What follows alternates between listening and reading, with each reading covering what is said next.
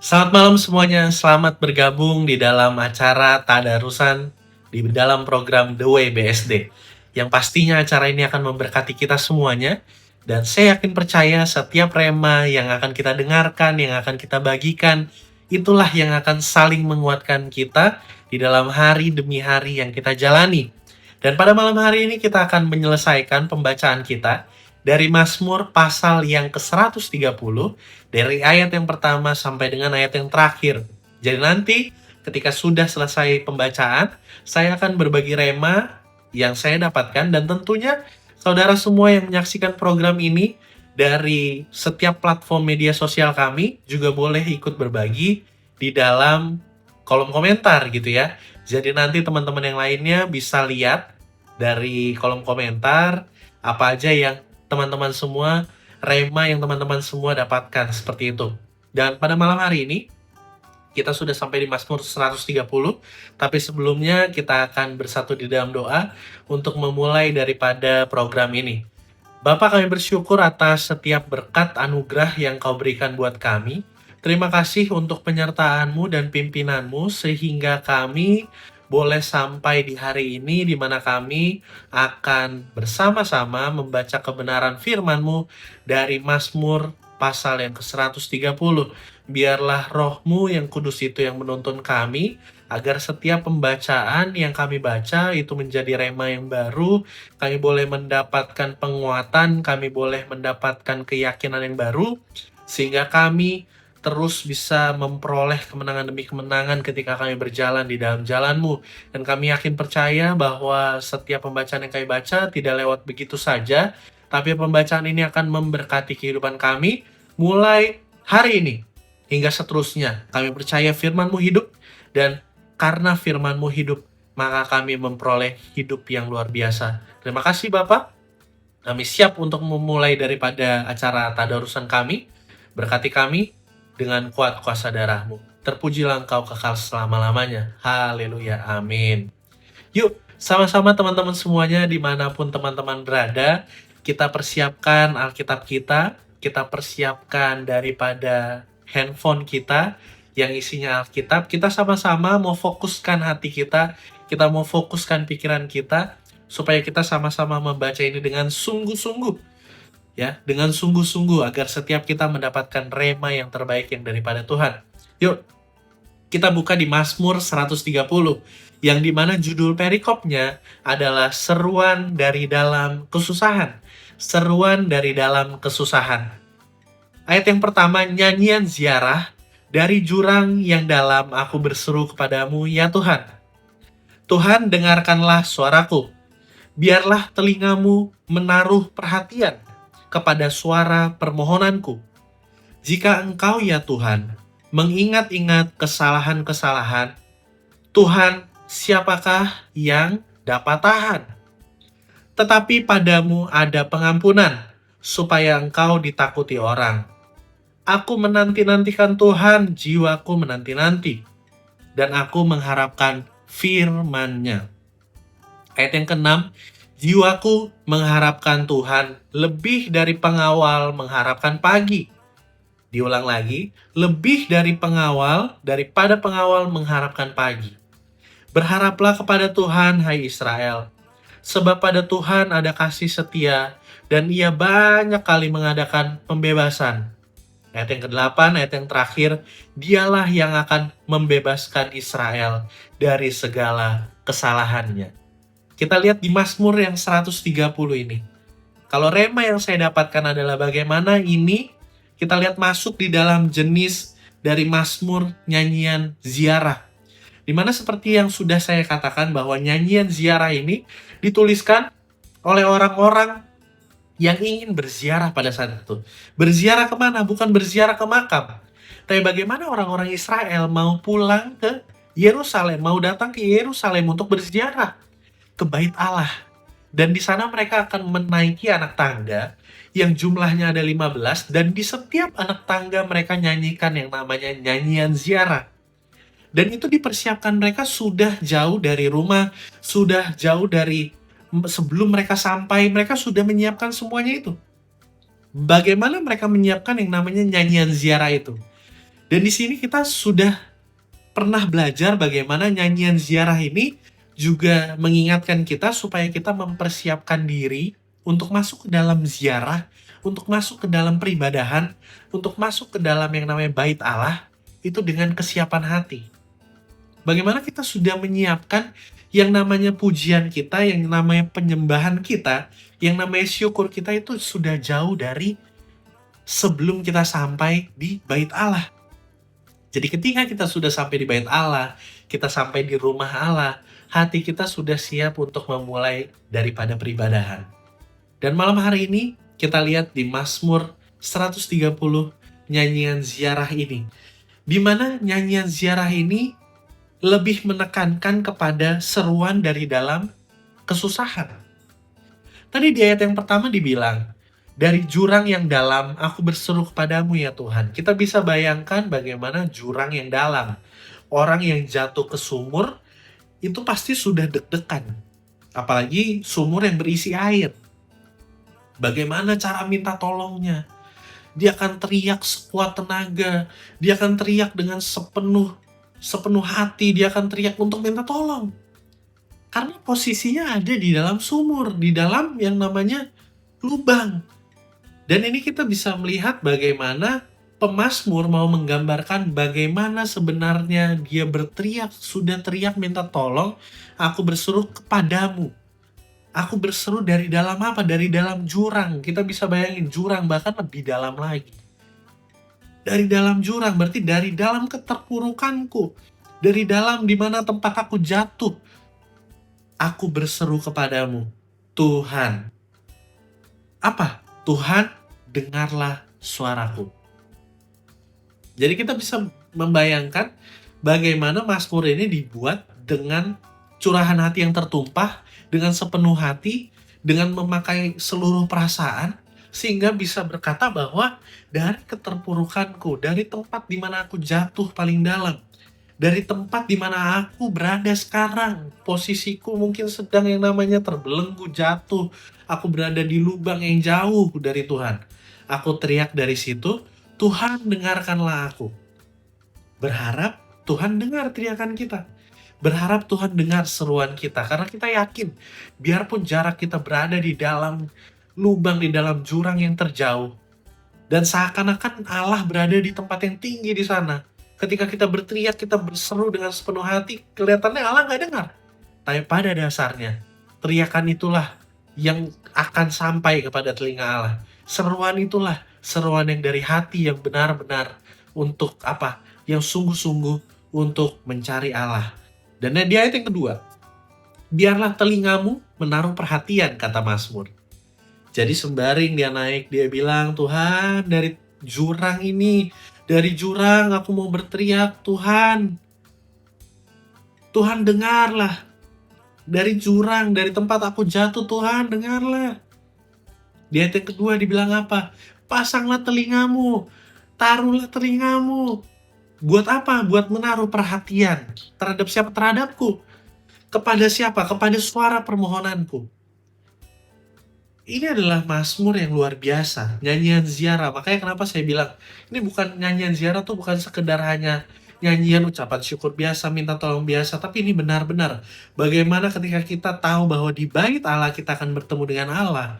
Tapi sebelumnya kita sudah menaikkan syukur, kita sudah menaikkan nyanyian. Allah, aku berteriak dari jurang. Aku berteriak dari kedalaman, aku berteriak dari kejatuhanku. Aku teriak, dengarlah. Tolong pasang telingamu, perhatikan aku. Dan di ayat yang ketiga, jika engkau ya Tuhan mengingat-ingat kesalahan, Tuhan siapakah yang dapat tahan? Dia bilang kalau Tuhan, kalau Allah, kalau Bapa mengingat kesalahan, siapa yang tahan? Karena nantinya pasti akan ada penghukuman buat setiap kesalahan demi kesalahan. Maka dari itu dibilang siapa yang tahan ketika Allah mengingat-ingat. Lalu ayat yang keempat, tetapi padamu ada pengampunan. Jadi dia menyadari bahwa di dalam jurang ini, di dalam lubang ini, di dalam kejatuhanku ini, aku hanya bisa minta tolong kepadamu. Tapi gawatnya adalah ketika engkau terus mengingat kesalahanku, terus kau ingat kenapa aku jatuh di jurang ini, Terus engkau ingat kenapa aku jatuh di lubang ini. Terus engkau ingat kenapa aku berada di titik ini. Tapi ingat, dengar baik, bukan bukan hanya Allah tahu kenapa kita jatuh, bukan hanya Dia mengingat kenapa kita jatuh, tapi Dia Allah yang pengampun terhadap kejatuhan kita. Dan Dia butuh untuk kita datang sama Dia. Bahayanya adalah ketika kita berada di dalam jurang, ketika kita berada di dalam kejatuhan, tapi kita nggak pernah teriak untuk berseru. Karena apa? Karena kita ngerasa ya udah, posisi kita udah jauh. Posisi kita udah nggak mungkin kedengeran. Kita udah berada di dalam jurang, Allah ada di atas, kita berpikir. Tapi dengar baik, Dia Allah yang pengampun. Dia justru mau mendengar seruanmu. Dia mau mendengar seruanku juga. Dan di ayat yang kelima, aku menanti-nantikan Tuhan. Jiwaku menanti-nanti dan aku mengharapkan firman-Nya. Kita menantikan Tuhan dari tempat kejatuhan kita. Kita menantikan Tuhan dari tempat di mana kita terpuruk. Ketika kita berseru, kita berteriak, apa yang kita mau sebenarnya? Yang kita mau adalah suaranya, firman-Nya untuk kita. Karena firman-Nya iya dan amin. Karena kita tahu sebenarnya kita tuh nggak bisa keluar dari jurang itu, kita nggak bisa keluar dari tempat yang terdalam itu, kalau Dia tidak berseru, kalau Dia tidak berfirman. Nah, kita berharap akan seruan-seruan Allah. Kita berharap pada apa namanya tadi? Menanti-nantikan Allah, menantikan firman-Nya. Jiwaku menanti-nantikan Engkau. Karena nggak ada yang bisa menolong kita keluar daripada jurang kesusahan itu, daripada jurang dosa, selain Allah itu sendiri yang akan menolong saudara dan saya. Mazmur ini sungguh dalam. Kita semua pasti pernah berada di posisi di mana kita terpuruk. Kita berada di dalam kesusahan yang paling besar di dalam hidup kita. Sampai kita bilang bahwa, Tuhan, aku gak pernah sesusah ini. Tapi di titik ini kayaknya aku mau nyerah. Kayaknya di sini aku gak sanggup. Nah, itu udah bagian dari seruan kita. Bukan kita menggerutu, tapi kita mengakui bahwa kita gak sanggup. Aku harus apa? Aku harus datang kepadamu. Akui hanya Dia yang mampu tolong. Jangan ketika kita sudah berada di dalam jurang, yang kita lakukan adalah ya udah berserah, ya udah pasrah, ya udah nggak ada yang bisa tolong, udah jatuh di jurang yang paling dalam, nggak ada siapa-siapa di jurang ini, nggak ada yang bisa aku lihat, nggak ada yang bisa diteriakin. Tapi pemazmur mau bilang, ketika kau berada di dalam jurang kesusahan, ketika kau berada di dalam jurang yang terdalam sekalipun, berseru kepada Allah. Karena Dia Allah yang mendengar. Dia Allah yang mau mengampuni. Dia Allah yang sanggup untuk mengangkat saudara dan saya untuk kembali ke atas, bukan di bawah jurang. Lalu lanjut ke ayat yang ke-6. Jiwaku mengharapkan Tuhan lebih daripada pengawal mengharapkan pagi. Lebih daripada pengawal mengharapkan pagi. Ini sampai diulang 2 kali. Kita tahu bahwa kalimat yang diulang-ulang itu adalah penekanan bentuknya. Jadi jiwaku ini menantikan Allah lebih daripada para pengawal menantikan pagi. Kenapa para pengawal menantikan pagi gambarannya? Karena biasanya di pagi hari itu nggak ada bentuk serangan-serangan dadakan. Karena biasanya di pagi hari, suasana, kondisi itu lebih kondusif dibanding dengan malam hari. Malam hari yang mencekam, bisa terjadi serangan dadakan, bisa timbul yang namanya penyerangan tiba-tiba, sehingga pengawal harus yang namanya lebih siap siaga, lebih berjaga-jaga, sehingga mereka terus untuk menantikan ayo pagi, ayo pagi. Kenapa seperti itu? Karena kalau serangan diadakan malam hari, orang pasti akan dalam posisi ngantuk, dalam posisi yang tidak siap. Disitulah serangan itu dimulai. Dan pemazmur menggambarkan jiwaku ini menanti-nantikan Engkau lebih dari para pengawal yang menanti pagi. Kalau para pengawal waktu itu rindu, ayo dong cepet pagi, ayo dong supaya bisa lebih berjaga-jaga, ayo dong udah ngantuk, ayo dong. Dia begitu menanti-nantikan yang namanya matahari terbit. Tapi pemazmur mau bilang bahwa jiwaku ini yang sedang berada di dalam kejatuhan lebih menanti-nantikan Engkau daripada para pengawal menanti pagi. Kita bisa bayangkan ini adalah satu hal yang begitu, kalau kita bisa bilang ini dramatisir, terlalu dramatis. Tapi memang faktanya adalah seperti itu. Mazmur mau gambarkan bagaimana harusnya jiwa kita merindukan Dia lebih dari apapun. Kita harus merindukan Dia lebih dari sebagaimana kita bisa lakukan. Ini bukan soal Mazmur terlalu mendramatisir, tapi karena pemazmur tahu pada saat itu juga pasti banyak orang yang sedang memiliki kesusahan, penderitaan, sehingga dia mau gambarin, harusnya jiwaku ini menanti-nantikan Engkau. Jiwaku ini gak boleh kalah dengan keadaan. Jiwaku ini gak boleh jadi orang yang kecut. Jiwaku ini gak boleh jadi orang yang cepat menyerah. Tapi teriaklah, maka Allah akan mendengar. Maka Allah akan datang menghampirimu, menjemput engkau, sekalipun engkau berada di kedalaman yang paling dalam. Selalu percaya bahwa Allah akan terus menolong kita semuanya. Jangan pernah berhenti untuk berseru. Jangan pernah mengira bahwa Allah tidak mendengar doamu. Enggak. Allah mendengar seruanmu. Allah mendengar dari manapun kau berada. Dari titik terendah pun kau ada. Engkau boleh berteriak sama Dia. Jangan putus asa. Jangan menyerah. Jangan namanya pasrah. Jangan. Berserah boleh, pasrah jangan. Jangan pasrah, ya udah kalau Tuhan dengar, enggak. Jangan. Dia mendengar doamu, nantikan Dia lebih daripada para pengawal yang menanti pagi. Harus menantikan Dia seperti jiwa yang kehausan. Lalu apa? Berharaplah kepada Tuhan, hai Israel. Berharaplah kepada Tuhan, hai saudara-saudaraku. Berharaplah kepada Tuhan, hai teman-temanku semua. Berharaplah kepada Tuhan, hai rekan-rekan pelayananku. Supaya apa? Sebab pada Tuhan ada kasih setia. Pada Tuhan ada kasih setia. Dan Ia banyak kali mengadakan pembebasan. Ia banyak kali mengadakan pembebasan. Bukan 1 kali. Bukan 2 kali. Bukan juga 5 kali. Bukan 10 kali. Bukan barangkali. Tapi apa? Ia banyak kali. Sering kali. Jadi Ia terlalu sering untuk melakukan pembebasan. Ini membuktikan bahwa Allah kita itu Allah yang dahsyat, teman-teman semuanya. Dan buat teman-teman semuanya dimanapun berada, boleh mungkin tulis di kolom komentar, siapapun itu.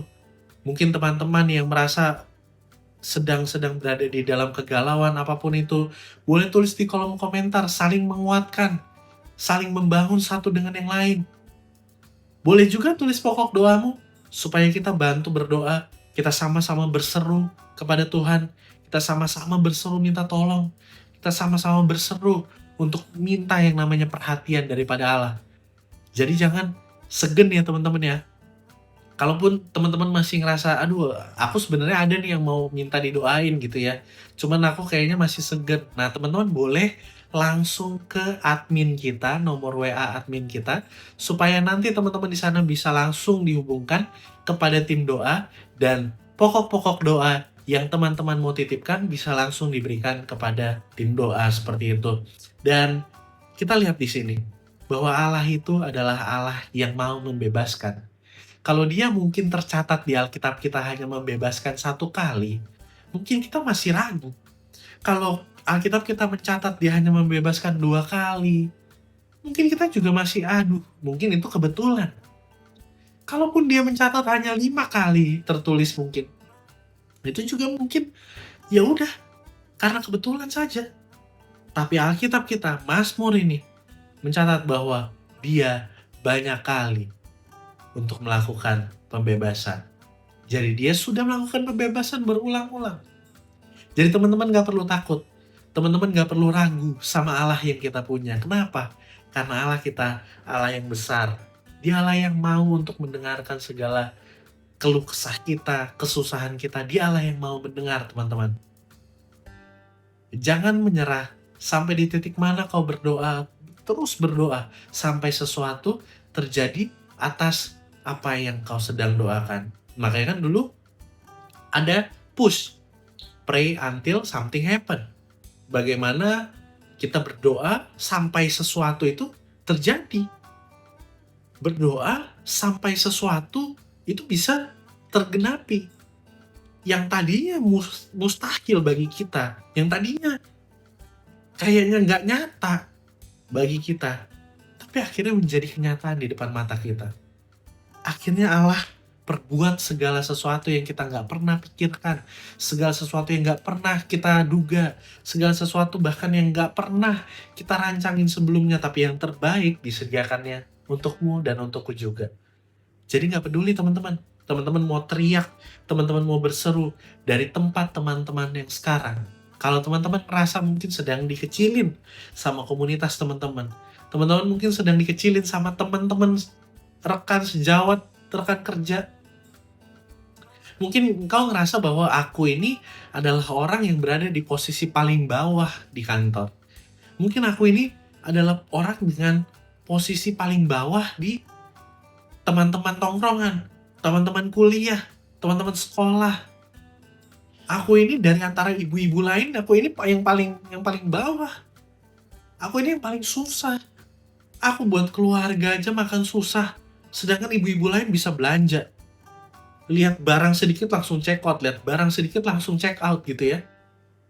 Sedangkan aku aja boro-boro mau check out. Banyak tuh barang-barang di keranjang tuh. Tapi nggak ada yang pernah di check out gitu ya, sampai keranjangnya juga udah full gitu, keranjang online-nya. Teman-teman ngerasa bahwa teman-teman ini lagi ada di keterpurukan, di kesusahan yang paling bawah. Mungkin kau di kantor ngerasa aku nih nggak pernah improve, aku kerja udah 10 tahun, aku kerja udah 12 tahun, tapi job desk-nya masih sama aja. Bahkan job desk-nya diturunin mungkin. Kepercayaan dari atasan udah mulai hilang. Aku ini di kelas bukan anak yang pinter. Aku ini di kelas bukan anak yang menonjol. Banyak teman-temanku mungkin yang prospekannya ke depan udah luar biasa, mau kuliah di luar negeri, mau kerja di luar negeri, mau bangun perusahaan, mau ini, mau itu. Sedangkan aku di depan mata aja masih kecil. Mau bangun apa aku juga nggak tahu. Di titik dimana teman-teman ngerasa di situ teman-teman paling rendah, teman-teman di kesusahan yang paling dalam. Kalau kata Mazmur, di dalam jurang, teruslah berseru. Jiwamu bilang, hai jiwaku, aku menantikan engkau. Hai jiwaku, aku menanti-nantikan engkau, hai jiwaku. Boleh sama-sama kita taruh tangan kita di dada, kita bilang, hai Tuhan, hai Allah, aku menanti-nantikan engkau. Jiwaku menanti-nantikan pertolongan yang daripadamu. Dia pasti mendengar dan menjawab engkau. Bapa mana yang akan kasih batu kepada anak yang minta roti? Apakah itu benar atau tidak? Benar adanya. Gak mungkin. Bapa yang mengasihimu, Bapa yang mengasihiku gak mungkin kasih batu kepada anak yang minta roti. Dan gak mungkin dia tutup telinga kepada anaknya yang berseru dengan sungguh-sungguh. Kata kuncinya satu, sungguh-sungguh. Sama Allah sungguh-sungguh. Seperti yang diucapkan oleh Paulus kepada anak rohaninya Timotius. Dibilang, aku tulis ini dengan sungguh-sungguh. Bahwa kau juga harus memberitakan firman. Intinya adalah sungguh-sungguh. Kau harus dengar ini sungguh-sungguh. Dan kau harus beritakan firman dengan sungguh-sungguh. Karena sungguh-sungguh itulah yang dibutuhkan oleh Allah. Begitu juga dengan teriakmu. Jangan baru teriak sekali, baru berseru sekali. Seakan-akan Tuhan gak pernah dengar. Jangan. Kita berseru berkali-kali seperti orang-orang yang menantikan Allah. Bahkan Mazmur bilang, jiwaku ini menanti engkau lebih daripada pengawal menanti pagi. Jadi kita harus lebih lagi. Jiwaku ini lebih lagi. Ada namanya, kalau kita lagi mau nonton konser, kita mungkin war ticket. Kita mau jadi orang yang berdiri di antrian paling depan. Biarpun itu online, kita harus masuk webnya paling pertama. Nah begitu juga dengan ada banyak jutaan orang, miliaran orang mungkin di dunia ini yang berteriak berseru.